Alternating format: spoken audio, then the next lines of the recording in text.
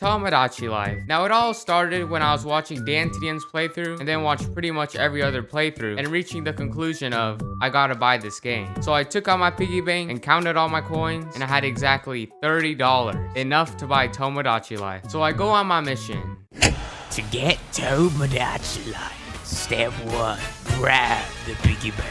Step 2, enter the Walmart facility. Step 3, dump all the coins in the coin machine. Step 3, look everywhere for the Walmart employee and tell him to unlock the gates. This is a tricky one. Which game do you want, little buddy? That one. Step 5, open the gates and retrieve Tomodachi Life. Step 6, buy the game. Mission success. Now, after I got the game and stared at the box the entire car ride, I made my island and called it John's Island. And I was addicted to this game. Like, I even took the risk to play this game while my parents were asleep.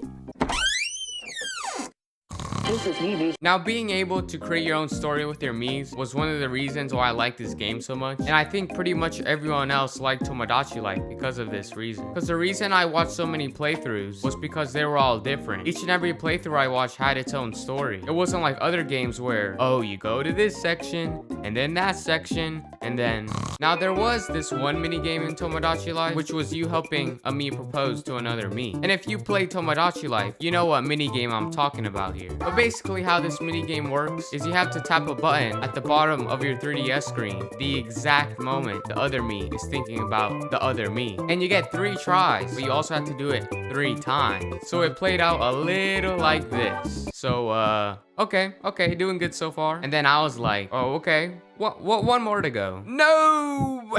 Okay, I still got 2 tries.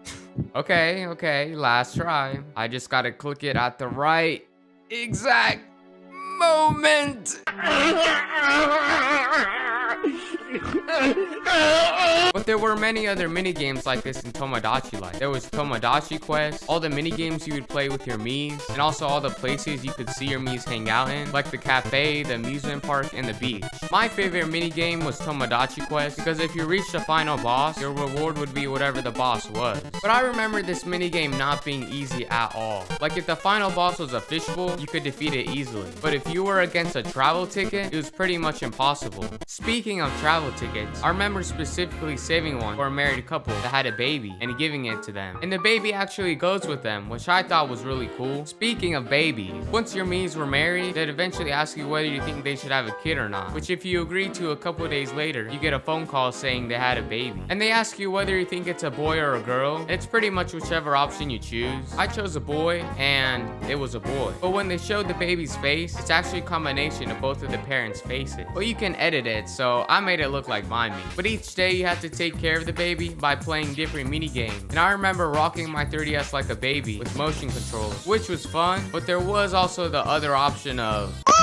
Moving on to the next day, you get to play peekaboo with the baby. And then you get to spin the baby around in the backyard. And then once the baby's all grown up, the credits roll. And I actually got emotional during the end credit scene. You know, seeing the baby grow up and remembering all the good times I had with Tomodachi Life and playing the game every day and seeing the Mii news, all the different Miis I made and all the mini games I played with them and all the times I helped them out. And that one car ride where I speedran making generic Miis to unlock the final apartment level and then deleting them all. And seeing the heart icon in Tomodachi Life and getting all excited. And the end credits music playing in the background really was the true Tomodachi Life experience.